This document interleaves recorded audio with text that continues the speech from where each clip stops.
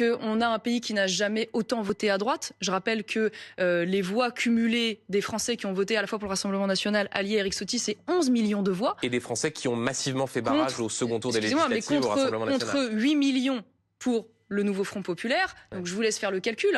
La droite est majoritaire dans notre pays. Les élections européennes l'avaient d'ailleurs révélé. Donc c'est-à-dire que c'est fascinant. C'est-à-dire que plus le pays vote à droite... Le Rassemblement national a perdu.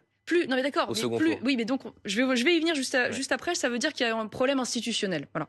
En revanche, ce qui est fascinant, c'est que donc on a un pays qui n'a jamais autant voté à droite et on est en train de discuter tous les jours de savoir quel est le Premier ministre de gauche qu'on va mettre aux affaires. Parce que c'est ça, en fait, ce qui est en train de se passer. Donc moi, je vais vous dire, je n'en attends rien. De toute façon, le Premier ministre... Emmanuel Macron a dit ce ne sera pas du nouveau Front populaire. Oui, d'accord, mais enfin, quel ministre de gauche ou de centre-gauche, parce que c'est ça, en fait, le sujet. Donc de toute façon, ce sera un Premier ministre qui aura très peu de marge de manœuvre. Ne nous l'aurons pas. Donc moi, je vais vous dire, à la limite, la seule chose que j'attends... C'est quoi la solution institutionnelle proposée par Marion Maréchal ? Je ne crois pas qu'on pourra donc attendre beaucoup de réformes de ce gouvernement, parce que de toute façon, la France sera ingouvernable. Emmanuel Macron nous a mis dans une impasse et il est terriblement responsable. En revanche...